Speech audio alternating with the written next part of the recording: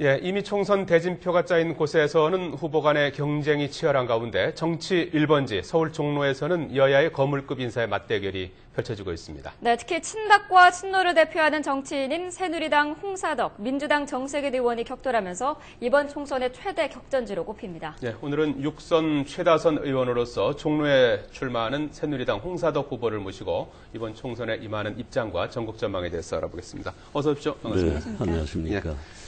자, 이 종로 하면은 이제 뭐 정치 1번지로 불리는 만큼 이제 총선 결과가 갖는 의미가 이제 대단히 큰데요. 네. 우선 이번 선거에 임하는 뭐 각오랄까 입장은 무엇인지 말씀해 주시겠습니까? 송경철 앵커께서 말씀하신 대로 종로를 다들 정치 1번지라고 말하지 않습니까? 네. 말하자면 풍향계라는 뜻이지요. 근데 이번 총선은 한명숙 대표가 이끄는 민주당의 성격 때문에 저희들이 물러설래야 물러설 수가 없게 되어 있습니다.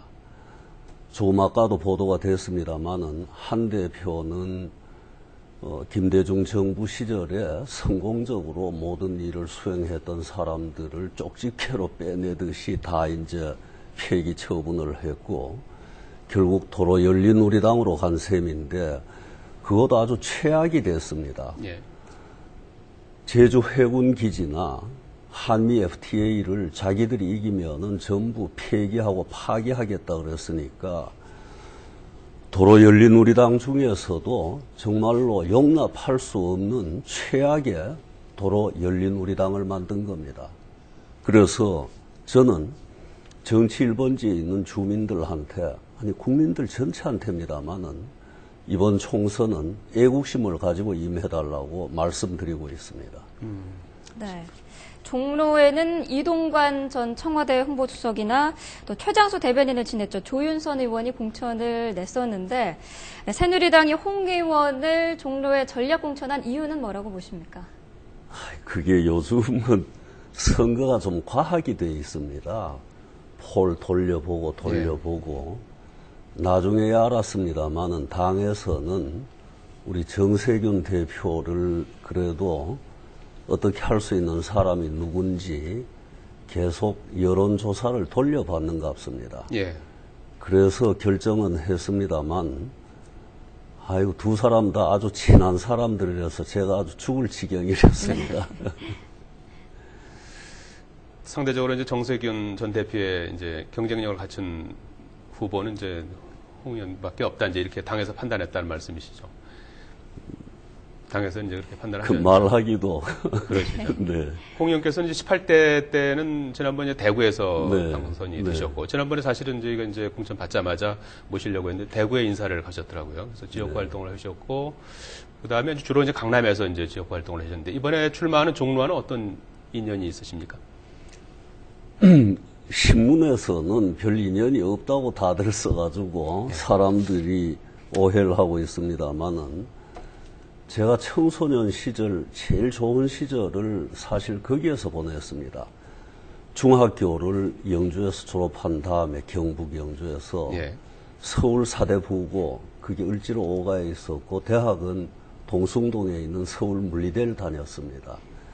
그러니까 자연히 제가 하숙을 하건 자취를 하건 입주과정 교사를 하건 살았던 데가 채부동 그러면 요즘 사람들이 잘 모릅니다마는 옥인동, 원남동, 해화동, 동숭동, 이화동 그때 뒷산은 완전히 판잣집이었습니다마는 숭인동 이런 식으로 그 주변을 맴돌았고 저희 집사람은 명륜동에서 덕수초등학교 이화여중고를 다녔으니까 박진 의원이 저한테 그렇게 얘기를 했습니다. 지역에 나가면은 돌아온 홍사덕이라고 말하십시오. 청소년 시절 거기에서 사뭇 보냈으니까. 네. 네, 민주통합당의 지금 상대 후보로 정세균 전 대표가 나와 있는데요. 경쟁자로서 어떻게 평가하십니까? 워낙 내가 좋아하는 분이고 정말로 장점이 많은 분입니다.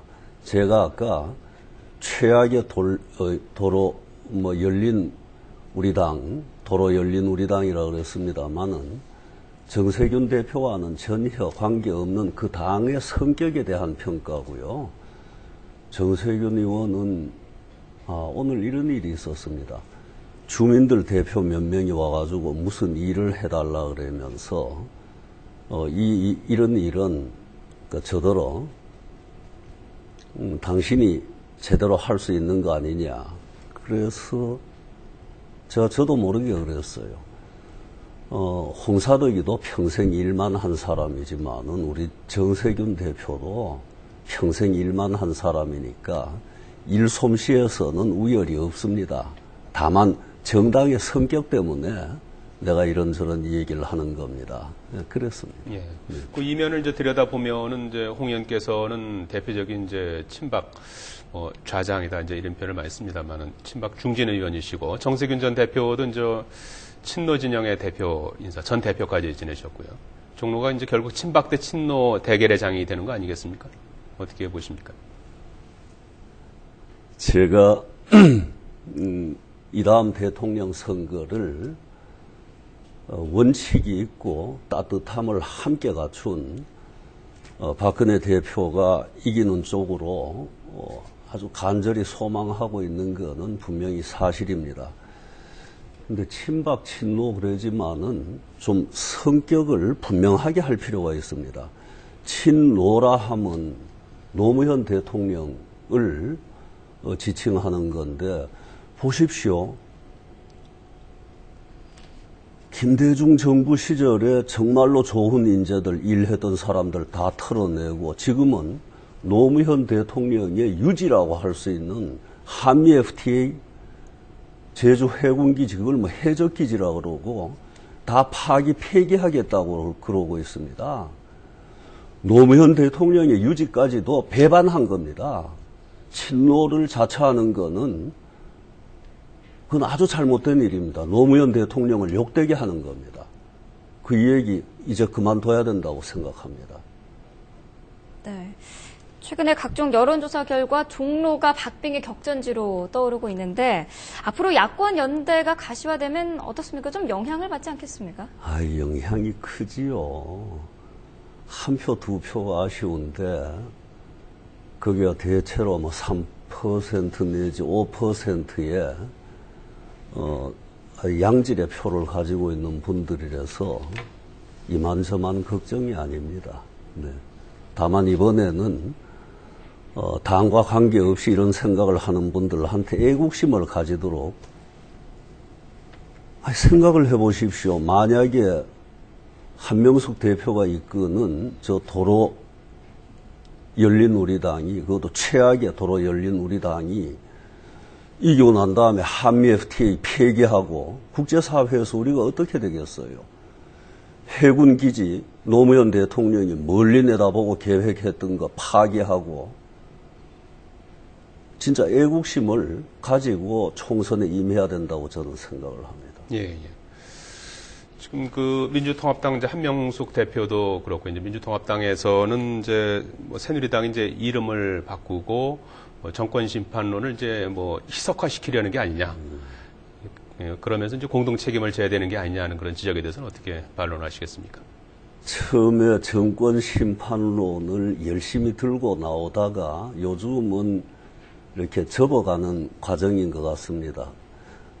까닭은 이명박 대통령 지난 4년 기간 중에 사실 그 송경철 앵커도 가끔 들었겠습니다만은 야당 뭐하노? 왜 박근혜가 전부 또 맡아가지고 저렇게 싸우고 있느냐? 그런 얘기 많이 하지 않았습니까?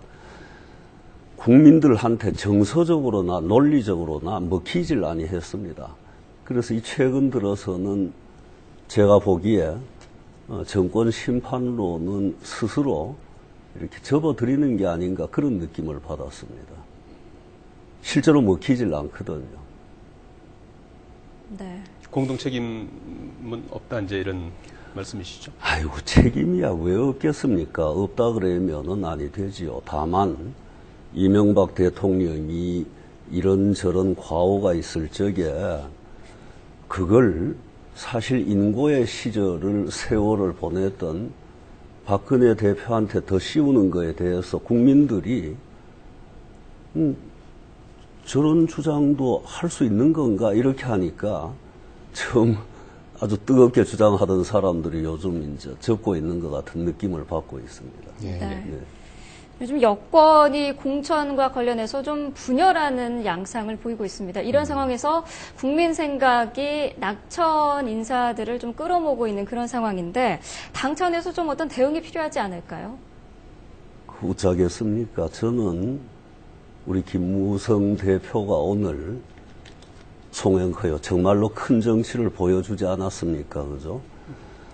사실 제가 이제 공천이 확정된 다음에 YTN도 그렇고 여러 군데서 인터뷰 요청이 왔는데 제가 전부 좀 기다려 달라 그랬습니다. 저하고 같이 일하던 사람들, 제가 뭘 하자 그러면은 무조건 지원하던 사람들이 정치 생명이 지금 어찌 되느냐 그러는 판에 지가 먼저 공천됐다고 나와가지고 지선거 이 얘기하는 거는 이 영주말로 하면 이 범절에 없는 짓이거든요. 오늘 마침 제일 신경 쓰이던 김무성 대표가 저렇게 아름답게 큰 정치의 모습을 보여줬기 때문에 조금은 마음 가벼운 그런 심정으로 여기에 나왔습니다. 사실 다 가슴 아파요. 박 대표님도 마찬가지일 거고. 예.